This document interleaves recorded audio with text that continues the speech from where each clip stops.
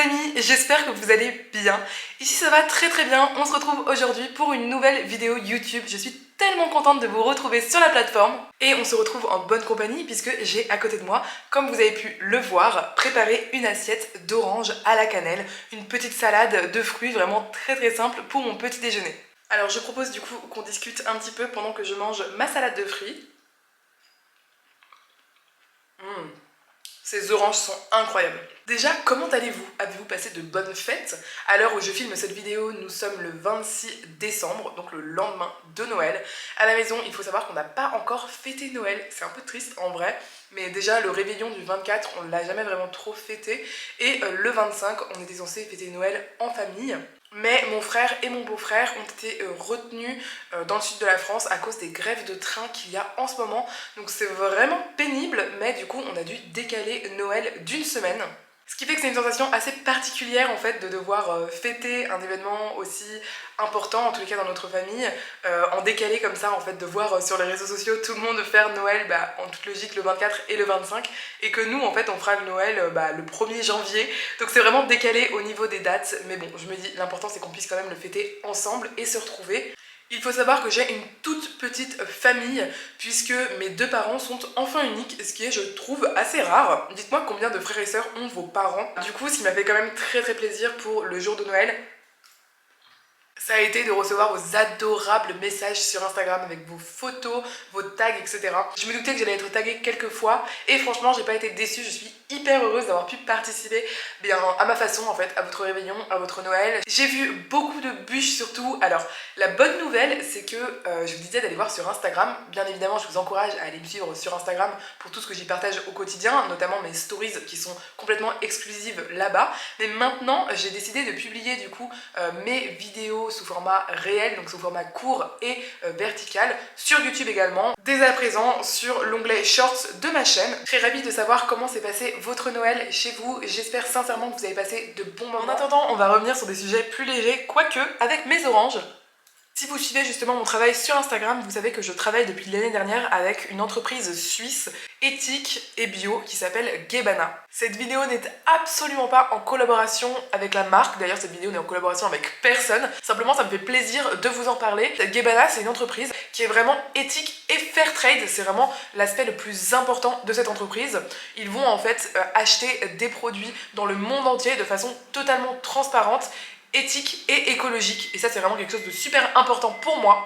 Et ce qui est vraiment génial, c'est que quand on achète chez Gebana, eh bien on sait où on met les pieds. Ils ont de nombreux engagements, ils vendent en fait des produits secs sur leur e-shop toute l'année, mais ils vendent également de façon ponctuelle sur l'année, en suivant évidemment les saisons de la nature, des produits frais. Et ces oranges, je les ai eues grâce à ce système. L'Union Européenne met des réglementations assez strictes sur l'exportation des fruits et légumes. Et ces réglementations en fait sont là pour tenter de veiller à la qualité des produits. Le problème c'est que ces réglementations sont totalement en opposition avec le schéma de la nature en fait, tout simplement. La nature, eh bien elle ne fonctionne pas comme ça, elle ne fonctionne pas avec des moules. Et le problème c'est qu'avec ces normes européennes, eh bien il y a plein d'agriculteurs, d'agricultrices qui se retrouvent à devoir jeter toute une partie de leur production qui est pourtant parfaitement consommable. Et donc Gebana, s'apercevant de ce problème, est venu dire nous on va essayer de trouver une solution à ça. Nous on vous rachète votre production au prix que vous nous donnez, c'est-à-dire à un prix normal, et on va les vendre à des personnes en Europe qui sont intéressées par des produits qui sont bio, qui sont éthiques et qui sont hors calibre, et qui donc luttent contre le gaspillage alimentaire et luttent en fait pour tout simplement l'augmentation de la qualité de vie de ces personnes qui nous nourrissent au quotidien. Et ça nous permet en tant que consommateurs, consommatrices d'avoir vraiment un impact avec notre argent. Je vous mettrai surtout un code promo que j'ai avec eux. Le code promo il est aussi dispo pour vous de toute évidence, donc si ça vous intéresse, voilà, vous aurez moins 10 € sur votre commande directement, et ça va vous permettre de tester le service, et vous allez voir qu'une fois qu'on goûte à la qualité Gebana, clairement c'est difficile de revenir ailleurs. Les amis, on se retrouve pour mon déjeuner en fait, tout simplement, où je suis en train de réaliser des galettes de pommes de terre aux haricots blancs avec des algues en paillettes. Donc en fait l'inspiration pour ça c'est vraiment d'avoir des galettes qui soient un peu croustifondantes, qui soient croustillantes à l'extérieur, moelleuses à l'intérieur. Perso, j'adore les pommes de terre, je pense que je ne suis pas la seule. Dites-moi en commentaire si également vous vouez une sorte de culte aux pommes de terre, parce que c'est quand même un produit assez incroyable. Et on va avoir comme ça des galettes avec une saveur iodée grâce au mélange d'algues que j'utilise. Je vous ai proposé récemment du coup sur Shorts ou sur Instagram directement une recette de tarama vegan et vous avez été énormément à tester la recette et à l'apprécier. Ça m'a fait super plaisir parce que j'ai passé pas mal de temps sur en fait le développement de cette recette et vous me demandiez régulièrement quel type d'algues j'utilise. Alors spoiler, c'est écrit en description, mais le type d'algues que j'utilise en général ce sont des algues, un mélange en fait du pêcheur. Donc ce sont des paillettes d'algues comme ça où il y a un mélange en fait entre des algues nourries j'imagine, de la dulce, peut-être d'autres, des haricots de mer ou que sais-je. C'est un mélange, c'est séché, c'est hyper facile à utiliser et vraiment dans une préparation comme ça à base de pommes de terre, de haricots blancs, ça va vraiment donner un côté un peu légèrement brandade en fait que j'aime beaucoup personnellement et donc j'ai décidé de m'inspirer de ça pour faire des petites galettes au four. Donc on va faire la réalisation ensemble. Pour l'instant je suis en train d'éplucher 850 g de pommes de terre, donc voilà, je les épluche religieusement. Sachez qu'avec les épluchures on peut toujours faire en fait des chips de pommes de terre, zéro déchet. J'adore cette recette. Donc vous allez voir, il n'y a rien de plus simple. En fait, la subtilité de cette recette se trouve plutôt dans la cuisson et dans le fait de ne pas brûler ces petites chips. Donc je viens ajouter un petit peu d'huile, vous pouvez mettre de l'huile d'olive ou bien comme ici de l'huile de tournesol. Et je viens saler parce que personnellement j'aime garder mes chips assez simples. Mais si vous avez envie de mettre des épices, des herbes ou d'autres choses auxquelles vous pensez, eh bien n'hésitez pas à le faire. Donc je viens bien saler quand même parce que c'est des chips hein. Et ensuite il me suffit de mélanger bien le tout afin que toutes les épluchures soient bien recouvertes d'huile et d'un petit peu de sel. Et maintenant je vais les laisser tranquilles jusqu'à ce que j'allume mon four tout à l'heure pour mes galettes. Une fois que nos pommes de terre sont épluchées, on va venir tout simplement les couper en gros morceaux. Donc voilà, la même pomme de terre était assez petite donc je l'ai coupée simplement en 4.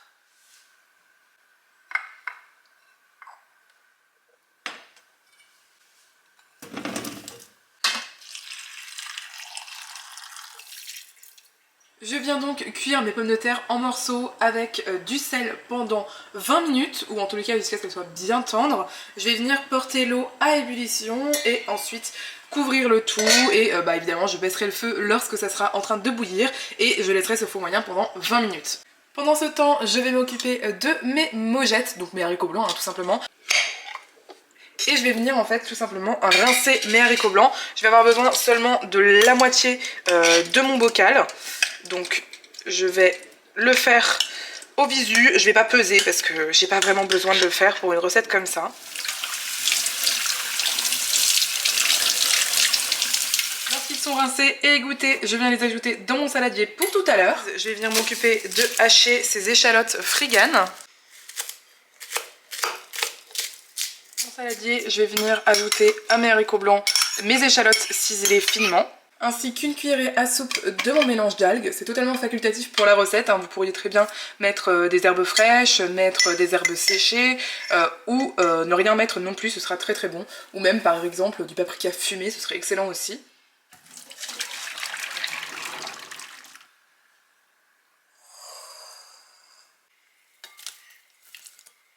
Donc je vais ajouter à ma préparation 2 cuillerées à soupe de farine. Si vous voulez garder cette recette sans gluten, c'est tout à fait possible, vous mettez 2 cuillères à soupe de fécule, ou maïs, ou pommes de terre.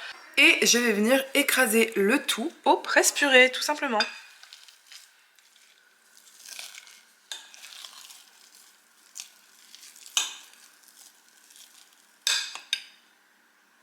Alors, je vais venir former mes galettes. Pour cela, je vais tout d'abord humidifier mes mains. D'ailleurs, je vais enlever ma bague parce que ça, c'est pas très hygiénique. Donc, je vais venir humidifier mes mains et prendre une belle cuillerée à soupe bombée de préparation. Et ensuite, avec mes mains humides, vous voyez, ça ne colle pas du tout. Je viens former des galettes, tout simplement. Et une fois que c'est fait, je viens les poser sur ma plaque recouverte de papier sulfurisé. Pendant ce temps-là, je suis en train de faire préchauffer mon four à 180 degrés. Donc je me retrouve avec 10 galettes. Je vais venir mettre un petit filet d'huile d'olive sur chacune d'entre elles. C'est facultatif, mais ça va apporter du croustillant et de la saveur à la cuisson. Et ensuite, je vais venir les enfourner pour 15 minutes à 180 degrés. Pour mes chips, je vais également les mettre sur ma plaque. Je vais bien les séparer, sinon elles ne vont pas cuire normalement. Et je vais les enfourner pareillement pour 15 minutes à 180 degrés en vérifiant toujours la cuisson, c'est important. Et ça va me faire des super chips, je vous les montre juste après. Pour accompagner mes petites galettes de pommes de terre un peu à la saveur iodée, je vais réaliser des rillettes végétales façon thon. Donc pour ça je vais utiliser un reste de tuna. Je vais utiliser la fin de ce thon végétal, il est absolument bluffant si vous n'avez pas goûté. Ensuite, je vais ajouter quelques capres parce que je trouve que ça va assez bien avec le thon en général. Donc on va venir en mettre quelques-unes. Bon, d'habitude, je les hache un petit peu au couteau, mais là, pour tout vous dire, j'ai un petit peu la flemme de ressortir la planche à découper. Je vais venir ajouter un petit peu de yaourt de soja nature, évidemment. Donc ici, c'est environ la moitié d'un pot de yaourt. Un petit peu de zeste de citron. On n'a vraiment pas besoin de plus d'un demi citron pour le zeste. Ensuite, je vais venir ajouter un petit peu d'aneth. La déchirer un petit peu à la main comme ceci. Mais évidemment, n'hésitez pas à sortir votre planche à découper. Et on finit avec un petit peu de sel. Donc je mets de la fleur de sel et également un petit peu d'huile d'olive. Parce que c'est important, le côté gras dans les poissons comme ça, qui sont quand même réputés pour être des poissons gras. Sachant que ce qui est très cool avec le Vuna, c'est que c'est riche en oméga 3. Ça y est, j'ai sorti du four au bout de 20 minutes mes épluchures de pommes de terre qui sont donc devenues des chips. Elles sont devenues super croustillantes, c'est vraiment très sympa pour l'apéro. C'est une recette zéro déchet, hyper facile, hyper économique, j'adore. Vraiment j'adore cette recette et en plus on peut le faire avec toutes sortes d'épluchures de légumes. Mais ma préférence va quand même pour les pommes de terre, le grand classique. Trop croustillant quoi.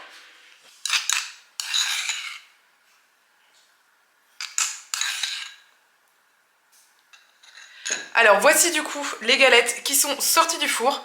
Elles sont très jolies, mais je vais pas vous mentir, elles se sont vraiment aplaties à la cuisson et elles se tiennent assez mal. Donc pour cette raison, je pense que je vous conseillerais plutôt de mettre l'appareil qu'on a réalisé seulement avec une cuillère à soupe de farine ou de fécule et pas deux, et de le mettre en fait dans un petit plat au four à gratiner avec de l'huile d'olive au-dessus et de le faire cuire comme ça 30 minutes à 180 degrés ou 190. À mon avis, ce sera délicieux. En tous les cas, en tant que galette, voilà, c'est tout à fait mangeable. Donc je vais les manger, comme dit, avec mes petites rillettes de thon juste ici. Et dans ce bol, j'ai une soupe que ma maman a réalisée hier à base de butternut frigan avec des épices type curry. Et pour mon apport en protéines du repas, je viens ajouter environ 100 g de tempeh. C'est un tempeh, je crois, à la méditerranéenne qui se trouve en magasin bio, qui est également frigan pour le coup. Et ça m'apporte du coup 18 g de protéines, donc c'est pas mal.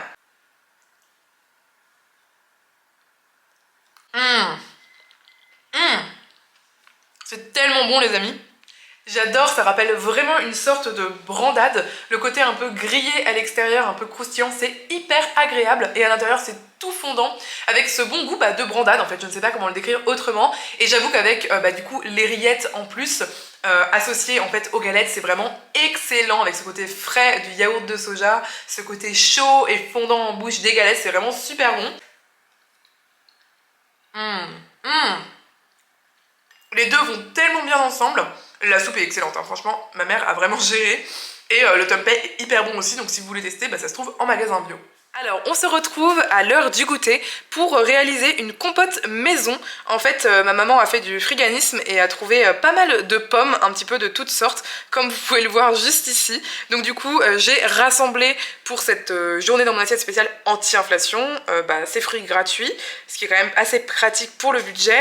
Et on va faire ensemble une compote de pommes maison à la confiture de châtaigne, parce que ça va hyper bien ensemble et je trouve que c'est hyper chouette pour la saison. Donc pour ça, comme vous vous en doutez, c'est assez simple. On va commencer par éplucher nos pommes une à une. Comme elles sont friganes, du coup elles ont parfois des petits défauts, ce qui est assez logique. Donc je vais venir évidemment les enlever pour ne pas que ça entache le goût de notre compote. Hop.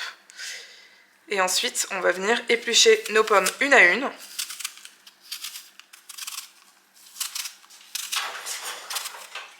J'ai épluché toutes mes pommes en enlevant les petites parties abîmées que je voyais. Je vais venir maintenant du coup les couper autour du trognon. C'est comme ça que j'enlève mon trognon personnellement. Je ne sais pas si vous avez cette astuce aussi. Bon, parfois c'est un petit peu raté, donc je reprends. Et ensuite je vais couper mes pommes en morceaux Voilà, c'est pas très grave s'ils sont pas super égaux, puisque de toute façon ça va tout cuire ensuite. Et je les mets directement dans mon wok. Si vous avez une casserole ou une cocotte, c'est parfait également. Je vais ajouter un filet d'eau, donc environ 100 ml, hein, pas plus. C'est pas nécessaire, mais ça va éviter que ça brûle ou quoi que ce soit. Ça va aider en fait la compote à commencer à cuire. Et moi j'aime bien y mettre également un filet de jus de citron. Alors c'est pas obligatoire, mais je trouve que ça donne un petit kick à la compote que j'aime bien. Je mets ma compote du coup sur feu moyen et je vais laisser cuire pendant 30 minutes et on se retrouve dans 30 minutes. Alors je vous reprends après 25 minutes de cuisson parce qu'il s'avère que mes pommes se sont vraiment défaites toutes seules, donc c'est assez parfait. Du coup c'est le moment pour ajouter 2 cuillerées à soupe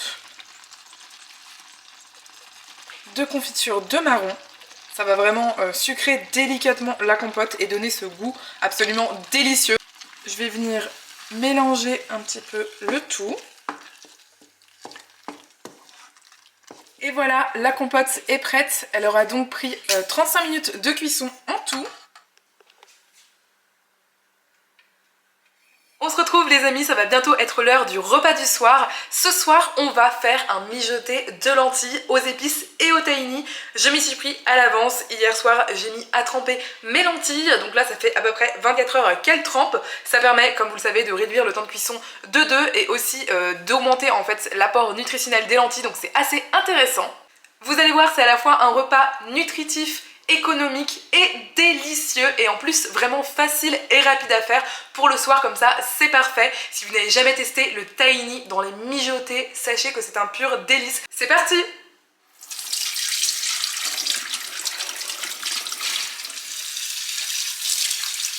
Alors pour mon mijoté de lentilles, je vais commencer par mettre un filet d'huile d'olive.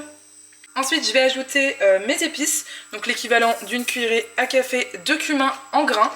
Également du gingembre moulu, donc l'équivalent d'une demi-cuillère à café. Vous pourriez mettre du gingembre frais si vous en avez et si vous avez envie de l'utiliser. Également une cuillerée à café de curcuma. Voilà. On vient mélanger les épices dans l'huile afin qu'elles soient bien torréfiées. De toute façon à ce stade vous devez sentir une excellente odeur s'en échapper.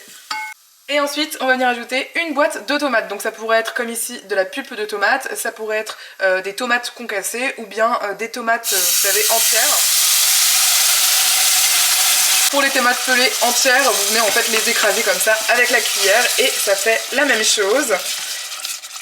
Comme ça en fait les tomates vont vraiment se gorger en fait des saveurs des épices tout simplement et ça va cuire un petit peu, ça va être délicieux. Au bout de 3 minutes de cuisson, ça sent hyper bon. Je vais venir ajouter mes lentilles qui ont donc trempé, que j'ai évidemment rincé, hein. Je les ai rincées plusieurs fois et égouttées. J'ai juste rajouté de l'eau puisque j'ai besoin d'eau dans mon mijoté. Je sais que je le répète souvent, mais c'est très important pour un mijoté de lentilles de venir ajouter de l'eau froide à vos lentilles et non pas de l'eau chaude ou de l'eau bouillante. Ça va leur permettre en fait de devenir vraiment fondantes. À l'inverse, si vous mettez de l'eau chaude ou bouillante, en fait elles vont durcir et elles ne vont pas s'attendrir à la cuisson. Enfin, un petit peu évidemment, mais ce sera un peu désagréable après pour les manger en mijoté. Après, si vous souhaitez faire une salade de lentilles, ça peut être une option si ça vous dérange pas que les lentilles restent un petit peu croquantes. Au moins elles se tiennent. Donc comme vous l'avez vu, j'ai salé en fait mon mijoté, voilà, et je mets quand même pas mal d'eau parce que j'ai envie à la fin que ce soit encore un mijoté quoi, qui soit encore un peu liquide, un peu coulant. Et voilà, finalement j'ai laissé le tout mijoter 15 minutes parce qu'au bout de 10 minutes je trouvais que mes lentilles étaient encore un petit peu dures tout simplement. Donc 15 minutes c'est pas mal du tout. Je vais venir maintenant, donc vraiment en fin de cuisson, ajouter mon tahini. Donc j'en mets 2 cuillerées à soupe. Là c'est le fond du pot et malheureusement ça a un petit peu durci parce que j'ai pas dû bien mélanger l'huile au début. Donc il faut vraiment que le mijoté soit sur feu très très doux, voire éteint, mais que quand même ce soit encore chaud pour que vraiment le tahini puisse quand même fondre un petit peu, en tous les cas au moins dans le cas où il est dur comme le mien. Et vous allez voir, le tahini va former une espèce de sauce crémeuse grâce au liquide restant du mijoté. C'est un pur délice. Je vais également ajouter un petit peu de paprika fumé parce que c'est vraiment une saveur que j'adore et ça va vraiment donner ce côté un petit peu à la fois fruité et fumé qui est super agréable dans le mijoté. Et on va pouvoir passer à table.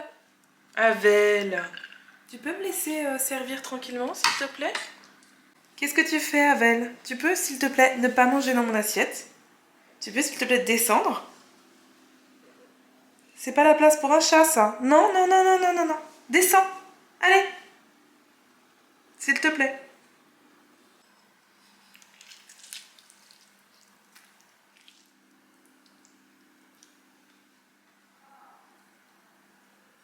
Alors comme vous l'avez vu, Havel est en train de tourner partout parce qu'il est au régime. Ce chat a pris du poids et il a vraiment besoin d'en perdre, clairement. Même si ça lui va très très bien, hein, ce côté visage très très fluffy comme ça. Il a déjà perdu un peu de poids parce que du coup on a réduit ses quantités de nourriture. Malheureusement c'est un chat qui n'a pas été sevré et donc il a vraiment du mal en fait à gérer en fait la quantité de nourriture ingérée. Bref, tout ça pour dire que passé une certaine heure, il est parfois assez pénible et il monte sur la table, ce qui est vraiment désagréable. Ça ne va pas nous empêcher de nous régaler de ce mijoté. Donc on va le goûter ensemble. Comme vous avez vu, je l'ai servi avec un filet de jus de citron, un filet de crème de soja et également un petit peu d'aneth.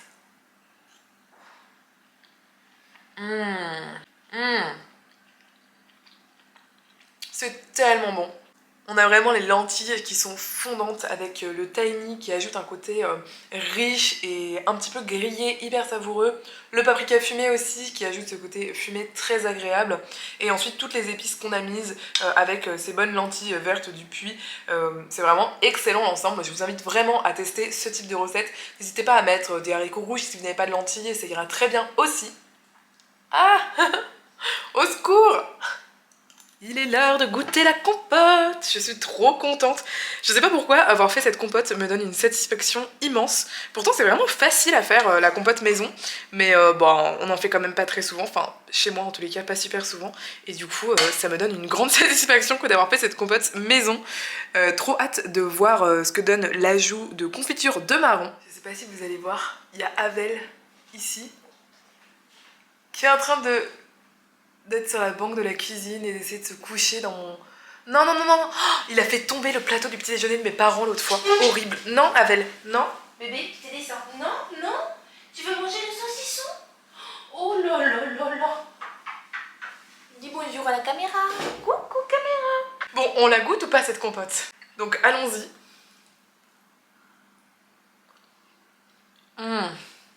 Oh waouh. Franchement, faites de la compote maison. C'est tellement meilleur. Ça a tellement rien à voir. J'adore le fait qu'il y ait des morceaux irréguliers. Elle est un petit peu acidulée et elle est légèrement sucrée, déjà avec les sucres naturellement présents dans la pomme. Mais en fait, elle est vraiment adoucie, arrondie. Est-ce qu'il y a encore Havel derrière moi? Mais putain, j'en peux plus. Donc je disais, j'ai été interrompue par le chat derrière à nouveau, qui est assez insupportable parce qu'il a faim. Dites-moi si vous avez déjà mis votre chat au régime, parce que je suis curieuse d'avoir vos retours d'expérience, parce que c'est assez difficile ici. Mais du coup on a vraiment la douceur, la rondeur en fait de la confiture de marron qui vient ajouter un peu de sucrosité aussi. Mais vraiment c'est hyper équilibré les deux ensemble. Et j'adore, c'est une super idée pour kicker un petit peu une compote maison. Donc trop contente de cette recette de compote, c'est vraiment trop bon, je pense que j'en referai régulièrement.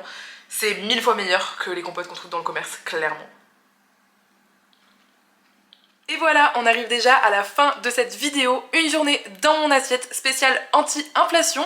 J'ai remarqué après coup qu'elle était éventuellement sans gluten, en plus d'être végane, si vous remplacez en fait la farine dans les croquettes par tout simplement de la fécule comme conseillé. En tous les cas, j'espère sincèrement qu'elle vous a plu, j'espère sincèrement que ça vous donne de l'inspiration au quotidien. Moi, je me suis régalée aujourd'hui et j'ai adoré vous proposer toutes ces recettes. N'hésitez pas à me dire en commentaire quelle recette vous verriez bien reproduire chez vous, je suis hyper curieuse de savoir. Si cette vidéo t'a plu, eh bien sache qu'il y en a d'autres sur ma chaîne sur le même thème, des journées dans mon assiette anti-inflation. Donc si ça t'intéresse, il y a plein d'inspirations à aller piocher là-bas, n'hésite pas à aller voir. En tous les cas, j'étais super heureuse de vous retrouver dans cette vidéo, j'ai hyper hâte d'être à la prochaine et d'ici là, je vous dis à très bientôt. Qu'est-ce que tu fais? Tu lèches à l'endroit où c'était. Il faut que tu descendes.